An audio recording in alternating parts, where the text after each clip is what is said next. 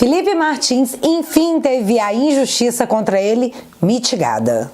E aí, meus amigos, bom ou ótimo? Sim, hoje eu tô feliz. E eu sei que se a gente for olhar o todo, colocar na ponta do lápis, não tem motivo para comemorar. Mas eu vou me permitir essa pequena alegria. Ah, e feliz Dia dos Pais para todos os papais. Você é o primeiro príncipe da sua filha e o primeiro herói do seu filho. Não desperdiça isso. Então, eu vou falar do Felipe Martins e como a injustiça não foi desfeita, mas sim mitigada. E vocês vão entender o porquê. Mas não apenas do Felipe. Eu vou falar do Silvinei Vasquez, porque eu acho que ninguém leu o seu alvará de soltura e não é possível que só eu entrei em choque com o que estava naquele papel.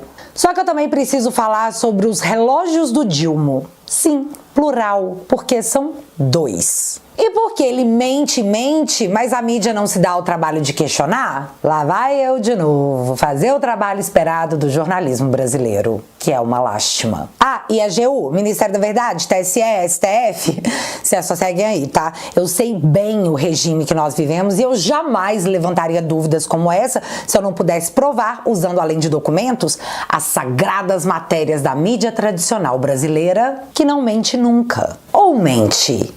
Porque assim, alguém tá mentindo. Ah, o fenômeno Bolsonaro, que galera, tem ares de popstar, segue arrebatando uma multidão por onde passa. E coisas assim irritam as pessoas que não deveriam se manifestar sobre a popularidade de um líder de uma parte significativa de um povo. Não deveriam, mas fazem. E se você não entendeu, calma que você vai entender. É cada dia mais bizarro. E essa vai ser a palavra do dia. Muita coisa pra gente falar e essa introdução já ficou longa demais. Portanto, separa a pipoca, fica confortável e bora lá!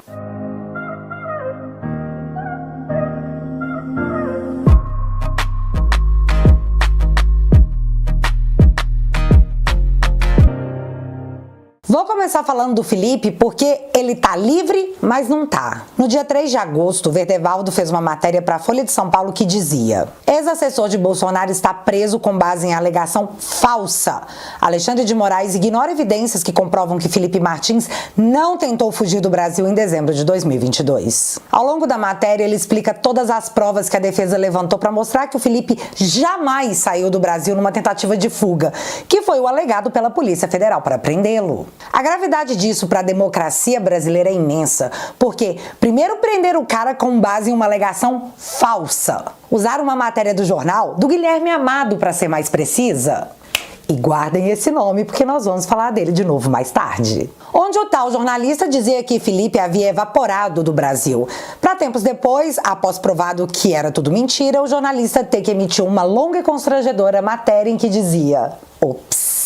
A matéria deixa evidente que não foi o Estado que provou que prendeu Felipe Martins porque tinha fundamentos legais para tal. A matéria deixa claro que foi o acusado que teve que provar que não, as acusações do Estado contra ele eram falsas. Glenn diz o seguinte, abre aspas: o princípio de que um cidadão só pode ser preso depois de provar em um julgamento justo que cometeu algum crime é fundamental para qualquer sociedade livre. Fecha aspas. Mas então ele cita outro absurdo. Felipe passou 6 meses preso sem que sequer acusado de qualquer coisa fosse. É como se o Estado ainda não soubesse sobre o que poderia acusá-lo, então prendeu para decidir depois. Talvez o Estado tenha acreditado que nas quebras dos sigilos ou das informações colhidas nos telefones das vítimas da operação pudesse encontrar alguma coisa que justificasse o que eles estavam fazendo. E talvez, só talvez, eles tivessem tanta certeza que encontrariam algo que ignoraram o pedido da PGR em março desse ano para a soltura do Felipe. Em algum momento apareceria algo, em algum momento alguém faria uma delação, em algum momento algum fato novo apareceria que poderia justificar perante a sociedade a prisão de Felipe por 6 meses, sem que o Estado sequer o acusasse. Talvez eles tenham achado que o Felipe ia surtar e oferecer uma delação premiada. Porém, o Fish Expedition, proibido pela Constituição brasileira, não trouxe nenhum elemento. Felipe então anunciou aos 4 ventos: não delatei e não delatarei porque não há o que delatar. E ainda completou, abre aspas: estou como disse Sócrates, é preferível que eu padeça de uma injustiça do que cometer uma para livrar minha pele. Fecha aspas. E não teve delação. Felipe deixou a prisão porque ele conseguiu provar que o Estado, que não o acusava de nada, mas o mantinha preso, estava errado. Sim, na democracia relativa pujante, não é o Estado que prova que você cometeu o crime. O Estado te prende, então você dá um jeito de provar que o Estado está errado. Nesse sábado, voltou à baila o jurista Maiarovitch, do UOL, que teve seus momentos contra o Xande, mas que, de apoiador do Bolsonaro, não tem nada. Muito pelo contrário. Felipe Martins é vítima de erro judiciário bizarro e pode pedir dano moral. Agora que ele saiu, você fala uma coisa dessas, moço? Teve 6 meses pra hablar, mas você tava brincando de vaca amarela? Tá, beleza. Em sua matéria, ele relata o absurdo ser mantido preso sem acusação após provar que a Polícia Federal usou provas que se mostraram falsas e que esse fato, era bizarro. Imagina. O Estado prendeu ilegalmente um desafeto político. Nós derrotamos o bolsonarismo! Nós derrotamos o bolsonarismo! E a manifestação sobre isso será apenas a palavra bizarro. Ah, e cabe danos morais aí, hein? Boa sorte. Tem 6 meses que gritamos pela injustiça causada. Danos morais não apagam 6 meses de prisão na vida de ninguém. Principalmente quando o caso é bizarro. Mas vem cá. Nós precisamos falar do Silvinei Vasquez, porque eu não sei se vocês viram algo mais que bizarro, algo absurdo. E de tanta certeza que ninguém liga, os caras colocaram num papel. Um dia antes da soltura do Felipe, o ministro Alexandre também mandou soltar o Silvinei Vasquez após 1 ano de prisão. 1 ano. De início eu achei o time interessante e cheguei até a postar sobre isso no Twitter, já que em tempos de se criticar a Venezuela por seus abusos, mas quando falam da Venezuela e o que está acontecendo por lá, quem ouve, se estiver desatento, pode acreditar que estão falando do Brasil. Talvez, nesse momento, estivesse ficando difícil sustentar perante a opinião pública de que era tudo em nome da democracia. Mas então eu tive acesso ao documento que libertou Silvinei Vasquez. E é isso que vocês também terão agora. A partir da representação da Polícia Federal, subscrita pelo delegado da Polícia Federal, Flávio Vietes Reis, pela expedição de mandatos de prisão preventiva, de busca e apreensão pessoal e de busca e apreensão domiciliar em desfavor de Silvinei Vasquez, e após a manifestação da Procuradoria-Geral da República, decretei, no caso Alexandre, a prisão do investigado em 23 de julho de 2023, ao qual foi efetivada em 9 de agosto de 2023 e mantidas por decisões de 6 de setembro de 23, 17 de dezembro de 23, 5 de abril de 24, 3 de maio de 24 e 20 de junho de 24.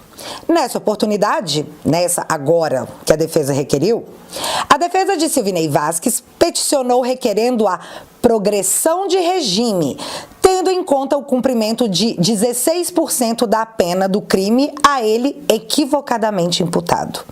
Sustentou que a imputação lançada contra o requerente possui 3 anos de pena mínima, razão pela qual, não havendo circunstâncias agravantes ou causa de aumento de pena, impõe concluir que o jurisdicionado já possui direito à progressão de regime. Argumentou-se que várias prorrogações foram deferidas implicitamente sem que a autoridade policial tenha se justificado, muito menos apresentado requerimento fundamentado, sendo o requerente mantido em prisão preventiva. Fecha aspas. Beleza, agora eu vou explicar o que esse documento está dizendo. Silvinei estava preso preventivamente há 1 ano sem ter sido julgado. O crime que o Ministério Público, de forma equivocada, segundo a defesa, o imputou, teria pena mínima de 3 anos caso ele fosse condenado. Porém, como ele estava preso preventivamente há 1 ano, ele já teria cumprido 1/3 da pena e deveria, caso tivesse sido julgado, ser colocado em liberdade. O Estado prendeu o Silvinei de forma preventiva. Ele cumpriu pena por 1 ano sem julgamento. E agora, pode ir, Silvinei. Se você tivesse sido condenado, o tempo que nós te mantivemos na cadeia seria o tempo que você cumpriria a pena. Mas vai com Deus, viu? Tudo de bom. A Suprema Corte desse país revogou a prisão após segunda instância, que é quando um órgão colegiado não tem mais dúvida sobre a materialidade do caso e, assim sendo, soltaram o Dilmo. Mas no caso do Silvinei, ele pode ficar preso por 1 ano sem sequer ter sido julgado. O cara cumpriu pena por um crime ao qual ele não foi sentenciado, num país que proíbe prisão até que se tenha o trânsito em julgado. E aqui eu vou comentar, só por esporte mesmo, uma outra ilegalidade. O Silvinei Vasquez não tem foro privilegiado. Então, por que raios o seu processo foi direto para a Suprema Corte? Silvinei foi preso pelo Estado para cumprir uma pena da qual ele não foi condenado, e sem que um colegiado tivesse rechaçado uma decisão individual que sequer seria o foro apropriado. Onde estavam os juristas desse país para dizer que, ei, não pode ser assim, tá errado? Foi então que ouvimos um silêncio ensurdecedor, que na minha opinião não se passou de uma conivência. Afinal, Felipe Martins era aliado do Bolsonaro, Silvinei Vasquez era aliado do Bolsonaro. E Bolsonaro precisa ser derrubado para que a democracia seja salva. Por mais que tenhamos que violar a democracia para isso. Desculpa, isso não é, na minha opinião, Estado democrático de direito. Mas vem cá, deixa eu te mostrar o Bolsonaro sendo derrubado quinta-feira, dia 8.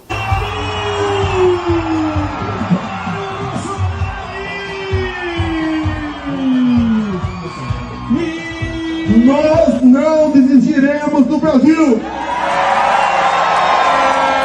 Quem tem esse povo e Deus ao teu lado? Agora vê ele sendo derrubado no dia 9.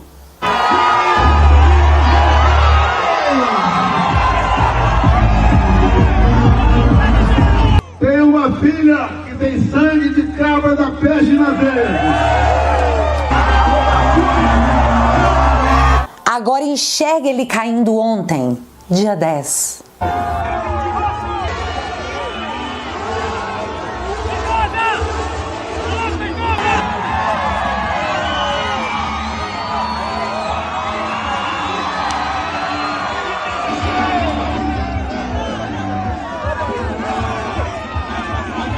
Cara, isso deve doer demais. Aliás, uma juíza tentou evitar que a motociata do Bolsonaro fosse realizada na cidade de Caruaru, no Pernambuco, dizendo que Bolsonaro realizar a motociata ao lado de um candidato configuraria campanha eleitoral antecipada. Engraçado que eu não lembro de impedirem o Boulos e o Dilma de se encontrarem em um ato sindical, onde literalmente o Dilma pediu votos pro moço em questão. Aquilo sim foi propaganda antecipada. Porém, um desembargador emitiu uma liminar autorizando que o ato ocorresse sob a alegação de que a decisão da juíza se antecipa ao afirmar que a motociata seria uma propaganda antecipada.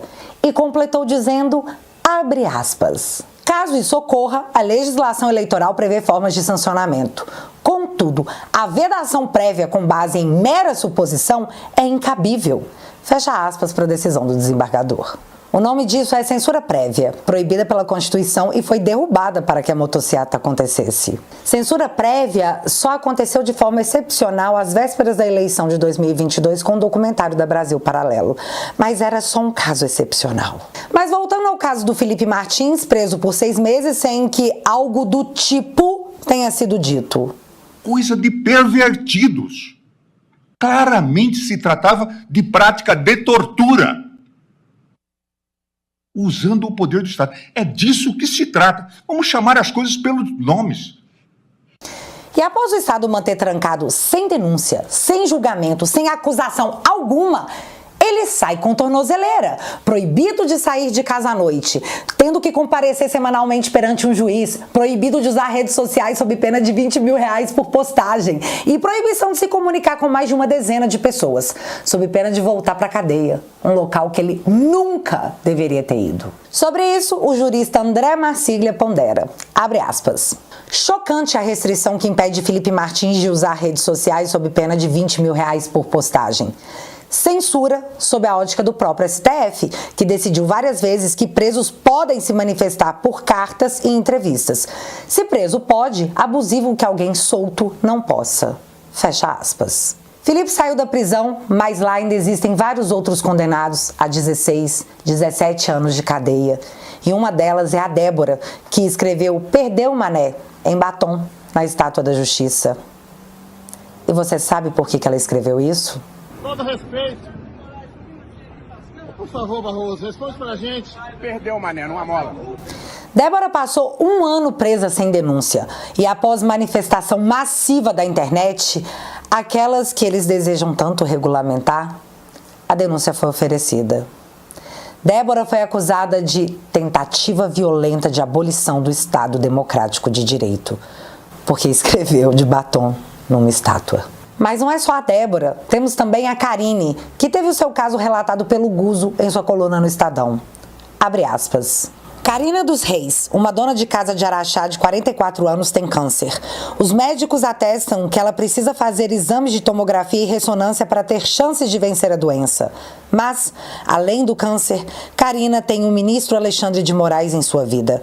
Ela é considerada pelo ministro como uma inimiga do Estado Democrático de Direito e está obrigada por ele a usar uma tornozeleira eletrônica. O que existe aqui é apenas crueldade, vingança e um abuso do forte contra o fraco. Fecha aspas. Porque eu não sei se vocês sabem, não dá para fazer ressonância de tornozeleira. E eu sei que existem muitas questões a serem discutidas no Brasil, como eu sei, mas como podem políticos abrirem a boca para dizer isso aqui é para salvar a democracia, enquanto eles estão condenando as prisões arbitrárias na ditadura venezuelana, mas se calam perante ao que ocorre em seu próprio país por divergência ideológica? Covardes. Olha essa matéria que interessante. Maduro diz que assinou o decreto que bloqueia acesso à rede social X, o Twitter, na Venezuela. Presidente venezuelano culpa as redes sociais de serem as responsáveis pela violência no país. Aí eu te pergunto, você já ouviu isso antes? Não ouviu? E essa aqui? Maduro diz que regime já prendeu 1.200 pessoas e vai prender outras 1.000. Ditador afirma que está preparando penitenciárias de segurança máxima para detidos em protestos que contestam eleições. Algo do tipo, onde foi que você ouviu, hein? Em que lugar? Enquanto a Fátima Tubarão foi condenada a 17 anos de cadeia, o Zé Dirceu, do Mensalão, do Petrolão, milhões e milhões de dinheiro público, segue dando entrevista na velha mídia e diz que quer voltar à política. É uma torta de democracia, porém jogada na nossa cara. Mas deixa eu aproveitar a brecha para emendar um outro assunto. Vamos falar de Consórcio Nordeste, aquele do Gabas. Durante a CPI da Covid, que tinha o intuito de se investigar o que de errado teria sido cometido durante a pandemia, mas vale o adendo, só se fosse contra o Bolsonaro. Qualquer outra denúncia, não. Durante meses nós gritamos sobre o que o Consórcio Nordeste, que à época tinha como presidente Rui Costa, ex-governador da Bahia e atual ministro de Estado do governo Dilma, havia pego 50 milhões de dinheiro público para comprar respiradores em plena pandemia, sem licitação e desaparecido com dinheiro. A gente tentou fazer, no mínimo, esse assunto ser discutido, mas tivemos a fala memorável de Simone Stepp, também atual ministra do Dilma. Vocês lembram? Não é porque o recurso é federal e foi repassado para estados e houve malversação do dinheiro público que ele pode ou deve ser investigado por essa comissão. Mas caso vocês não se lembrem exatamente do que se trata, eu vou trazer um trecho da matéria da Veja para refrescar a sua memória desse absurdo. E não tem outra palavra. Não, talvez tenha. Bizarro. Abre aspas. O governador da Bahia, Rui Costa, do PT, é investigado no inquérito da Polícia Federal junto ao Superior Tribunal de Justiça por envolvimento em um dos maiores golpes de que se tem notícia durante a pandemia de coronavírus. Ele era o presidente do Consórcio Nordeste, que reúne os 9 governadores da região e pagou 48 milhões de reais adiantados para uma microempresa de importação de produtos à base de orégano, a HempCare, na aquisição de 300 respiradores que poderiam ter salvo milhares de vidas durante a pandemia, mas que não foram entregues. Hemp, em inglês, é orégano. Care é cuidado. A delegada federal Luciana Caires perguntou ao governador, conforme depoimento anexado no inquérito do STJ, se não chamou a atenção dele, quando foi assinar o contrato com a HempCare, que a empresa contratada para fornecer ventiladores pulmonares era uma empresa especializada em vender medicamentos à base de orégano. Aspas para ele. Não. Confesso que não.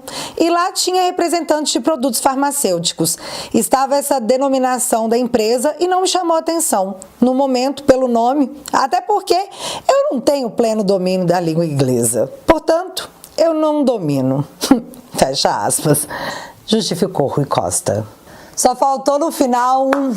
Foi mal, hein, galera? Torrei 50 milhões em plena pandemia numa fraude em compra de respiradores que poderiam salvar vidas em uma empresa de orégano, mas fazer o quê? Eu não falo inglês. Aí agora, mais de 2 anos depois, uma nova operação em cima do consórcio acontece. Polícia Federal mira corrupção na compra de respiradores pelo Consórcio Nordeste. Agentes cumprem 34 mandatos de busca e apreensão e medidas judiciais de sequestro de bens em 4 estados. 2 anos depois, será que essa galera já conseguiu se livrar de provas armazenadas? Porque o tempo aí foi super generoso, né? Ninguém foi preso, porque a matéria diz busca e apreensão e sequestro de bens. Não tem ninguém ali que possa atrapalhar as investigações? Preso mesmo tem que ser opositor político que faz meme na internet? O GDO é mais perigoso do que um grupo de agentes públicos políticos que roubaram o país em 50 milhões de reais, tirando da população o direito ao acesso a respiradores em plena pandemia? Cara, isso é tão surreal dito em voz alta.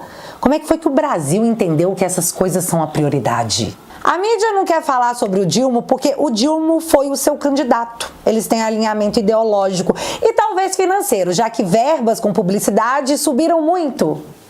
Né, Globo? Mas eu preciso te mostrar como o Dilma tá fazendo seus eleitores de otários. E eu não vou só mostrar, eu vou provar. Eu imagino que todo mundo tenha visto os probleminhas no Desenrola, o governo que ia ajudar a galera que tava no FIES.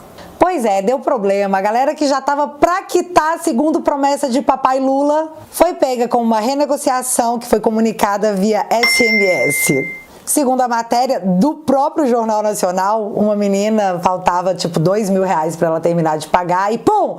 Não, surpresa! Faltam 17 mil. Renegociações que foram aprovadas por aí e atingiu uma galera. Mas é o papai Lula cuidando dos pobres.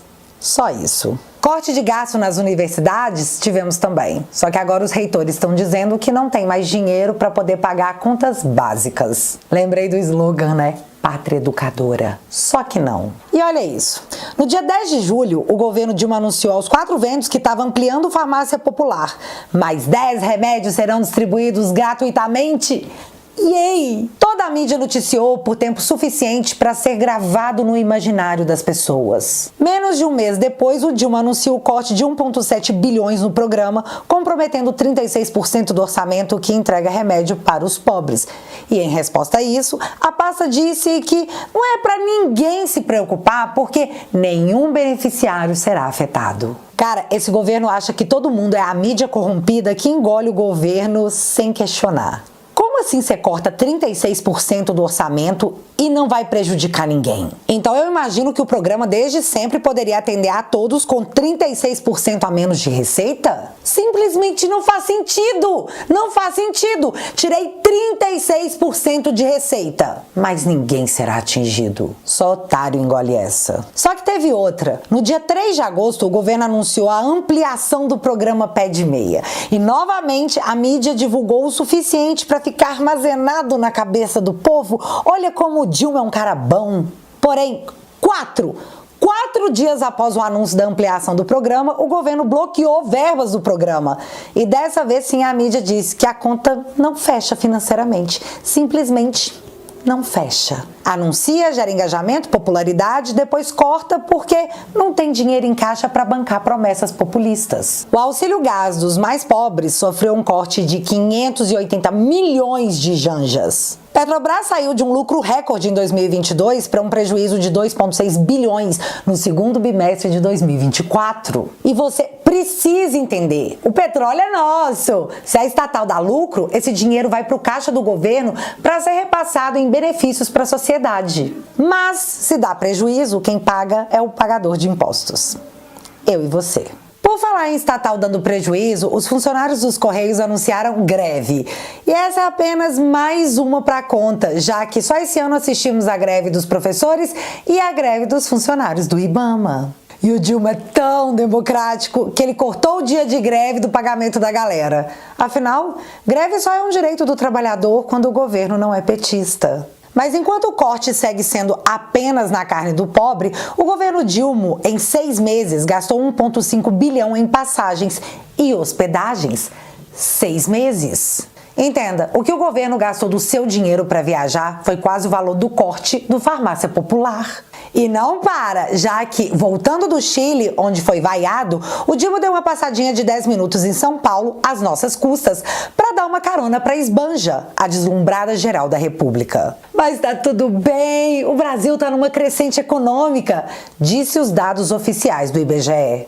Porém, essa semana uma matéria chamou muito a minha atenção. Ex-chefe do IBGE argentino é condenado por manipular índices de inflação. Mas é só uma matéria aleatória? Não quer dizer nada. Afinal, você precisa se lembrar, o seu dinheiro durar cada vez menos não é uma realidade? É só uma sensação?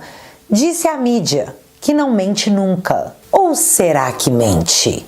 A Folha de São Paulo trouxe essa matéria. Moraes diz que eleições de São Paulo têm os piores candidatos desde a redemocratização. Aí todo mundo ficou se perguntando se Xande virou narrador ou consultor político, porque de onde a mídia tirou que um juiz da Suprema Corte deve fazer juízo de valor sobre eleições municipais? Enquanto as pessoas se olhavam no melhor estilo, Moraes apareceu para dizer que repórter da Folha publicou fake news sobre ele e esse negócio aí da opinião sobre as candidaturas em São Paulo. Deixa eu abrir aspas para a notinha do STF. O ministro Alexandre de Moraes, desculpa gente, é mais forte que eu, afirma que são mentirosas as alegações constantes na matéria da Folha de São Paulo a respeito dos candidatos a prefeito de São Paulo e lamenta que o jornalista tenha publicado informações falsas sem ao menos consultá-lo. Fecha aspas. Então, é a segunda vez que o Xande acusa a imprensa de fazer fake news. Mas vem cá, você não vai prender não? Não vai derrubar a matéria? Não vai derrubar o perfil? Só notinha mesmo? Benefícios democráticos que uns têm, outros não, porque uns são mais iguais que outros, já que o meu cérebro insiste em lembrar de matérias como essa aqui. Moraes derrubou perfis a pedido de órgãos criado e chefiado por ele no TSE. Mostra relatório. E qualquer semelhança com a Venezuela é só mera coincidência. Mas vem cá, você lembra que eu falei dos relógios do Dilma? Então, eu vou usar o gancho de fake news publicada pela mídia para saber se é esse o caso. Porque, galera, alguém tá mentindo. Presta atenção nessa sequência. No dia 26 de março de 2022, a Gleisi Hoffmann postou essa foto do Dilma num evento de comemoração dos 100 anos do Partido Comunista do Brasil. E o que nós estamos olhando nessa foto é o relógio redondo Piaget. Esse é um relógio de luxo avaliado em R$80 mil que o pai dos pobres estava usando num evento comunista. E eu não vou ficar aqui falando da hipocrisia porque não é esse o caso. O caso é que foi nesse dia que a história desse relógio começou. Após a repercussão negativa, no dia 30 de março de 2022, o Guilherme Amado, do Metrópolis, fez a seguinte matéria. Dilma revela a origem do relógio de luxo Piaget. Dilma falou sobre relógio Piaget, que gerou críticas de bolsonaristas em um encontro com parlamentares do PSOL no Rio de Janeiro. Então, na matéria, o Guilherme Amado nos conta que o Dilma, em encontro com parlamentares da sua base, explicou de onde veio o relógio de luxo. E eu vou abrir aspas para esse trecho da matéria. Segundo o Dilma, ele encontrou o relógio em meio ao seu acervo de quando foi presidente. Acervo de quando foi presidente, grava isso. Onde estão milhares de presentes que ganhou durante 2 mandatos, entre eles diversos relógios. Fecha aspas. Já no início de 2023, o Dilma apareceu em seu programa flopado, hoje extinto, onde ele tentava copiar as lives do Bolsonaro. Pra dizer isso aqui. E eu sei que é difícil ouvir a voz dele, mas, galera, é importante. Se você quer pegar na mentira, você tem que prestar atenção. Viu? Sim. A França fez uma homenagem ao Brasil, os nossos fuzileiros navais foram desfilar no desfile da França. E aí, de repente, o Chirac me deu esse relógio. Você sabe que esse relógio ficou perdido 25 anos? É? Como assim? Você deixou ele... Não, eu não sabia onde estava. Sim. Quando agora eu fui mudar, que eu fui para a gaveta, estava lá. Aí eu estou usando ele aqui para ver se ele está bom ainda. Ele tem um escudo brasileiro. Ó. É mesmo. Pô, especial, então. E tem meu nome aqui atrás. De Chirac para Lula. Bom, feito na França, que foi onde o Santos Dumont voou. É isso. Né, pelo 14... Mais um relógio de luxo, agora dito ter sido um presente do presidente da França. Mas tá, essa história ficou no limbo até o dia 22 de agosto de 2023, quando a Folha fez a seguinte matéria. Relógio dado pela França a Dilma não foi declarado ao TCU. Ou seja, o relógio é um presente que sequer passou pelo gabinete adjunto para que fosse classificado. Então, simplesmente, ele não foi listado oficialmente como um presente recebido. Um relógio de luxo. Já era agosto de 2023 e o assunto sobre os relógios de Bolsonaro já estavam na boca da Polícia Federal e da mídia, que tentam até hoje, usando os presentes recebidos por Bolsonaro, como uma forma de equiparar o Bolsonaro ao Dilma, tipo... O Bolsonaro também é corrupto, ele ficou com relógio de luxo. Né? É muito difícil, mas eu preciso que você continue aqui para você entender onde que eu quero chegar. Foi então que o deputado Sanderson, em meio à discussão sobre os presentes do Bolsonaro lá no TCU, resolveu pedir uma investigação sobre o relógio Piaget de luxo do Dilma. Afinal, se o Bolsonaro não pode ficar com os presentes de luxo, o Dilma também não pode, certo? A gente já conversou muito sobre isso aqui. Foi então que o TCU solicitou ao Planalto informações sobre o tal relógio. E a informação que recebeu foi essa aqui. Conforme relatado, o relógio da marca Cartier foi entregue pela empresa francesa ao presidente da República, de modo que seu recebimento não envolveu a realização de eventos diplomáticos ou protocolares. E antes de eu explicar, na descrição do relógio confirma novamente que se trata de um Cartier, com ouro, com safira, com o símbolo da bandeira do Brasil e relatando o que tinha gravado no relógio. Cartier 2005, ano Brasil, Luiz Inácio Lula da Silva, resistente à água. Era isso que estava gravado. E agora eu explico. A descrição desse relógio é o que o Dilma descreveu em vídeo, no vídeo que a gente viu, que eu pedi para você ter força. Porém, ele disse ao Marcos Uchoa que o presente foi dado pelo presidente da França e que tinha a gravação de Chirac para Lula. O que, segundo o documento do Planalto, é mentira e mentira, já que foi dado pela empresa francesa Cartier, pois o relógio é um Cartier, não um Piaget, e não possui dedicatória do presidente Jacques Chirac, apenas o nome do Dilma. Tá, mas aí eu pergunto, se o relógio é um Cartier dado pela empresa Cartier ao Dilma, cadê o Piaget não catalogado? Em 11 de julho, mês passado, mais de 2 anos após o Dilma explicar a origem do Piaget de luxo que usou no evento do PCdoB, às vésperas do julgamento no TCU sobre o relógio de luxo do Dilma, o Planalto emitiu uma nota desmentindo o Dilma e a matéria do Guilherme Amado, dizendo que o relógio Piaget, que o Dilma afirmou ter encontrado em seu acervo de presentes de quando era presidente, na verdade não foi um presente recebido em mandatos, que ele recebeu esse presente depois, quando não era mais presidente, mas não disse nem quem deu, nem quando. Vocês entenderam? Eu vou de novo. Às vésperas do julgamento do TCU, o Planalto emitiu uma nota desmentindo a imprensa e a declaração do próprio Dilma, para dizer que o relógio que o Dilma encontrou em seu acervo, na verdade, não era presente de acervo. Alguém deu de presente um dia aí, mas eu não vou dizer quando nem quem. E como de fato o Piaget redondo não consta na listagem oficial de presentes, o TCU encontrou o Cartier e decidiu em cima desse fato que o Dilma poderia ficar com ele. O que gerou uma choradeira, porque se o Dilma pode, o Bolsonaro também pode, né? Pra tentar ficar bonito na fita, o Dilma saiu gritando que vai devolver o relógio, mas não diz quando. Tipo assim, isso aí é outra coisa. Um dia.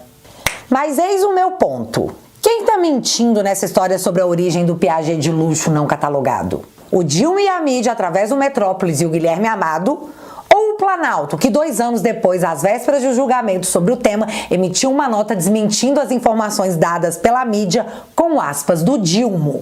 Eu não sei, mas o Gustavo Gaia já protocolou um requerimento de informação querendo a confirmação via documentos de quem é que tá mentindo e por quê.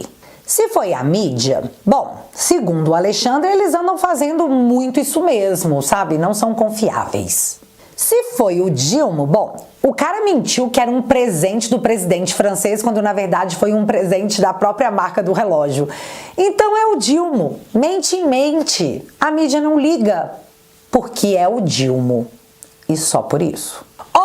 A terceira opção, se foi a nota do Planalto, o que iria caracterizar ou me fazer suspeitar que tá rolando uma tentativa de esconder um presente recebido que foi simplesmente embolsado. Não sei quem tá mentindo, mas para as cenas dos próximos capítulos, Só nos resta aguardar. E você? Quem você acha que tá mentindo? Me conta aqui nos comentários que eu quero saber. E galera, se você curte os meus vídeos, dá 40 segundinhos, rapidão. Foi em 2019 que eu comecei a fazer vídeos pro Te Atualizei. Desde 2021, essa história ficou mais divertida por causa da família Te Atualizei. A minha plataforma é o lugar onde eu reúno a família para falar de política. Lá eu posso falar tudo que eu quiser, do jeito que eu quiser. Eu posso rir e ficar pé da vida, porque lá eu sou livre. E agora, o Te Atualizei também tem um app com todos os conteúdos na plataforma. Portanto, entra pra família e venha ser livre. Junto comigo. Entrando para a família Te Atualizei, você financia o meu trabalho com 10 bonouros por mês e se torna meu sócio não apenas na retomada cultural, mas também na busca pela real informação. Porque foi-se o tempo que aceitávamos as matérias do Ministério da Verdade sem questionar. E é por isso que essa galera odeia a internet. É por isso que eles odeiam a gente.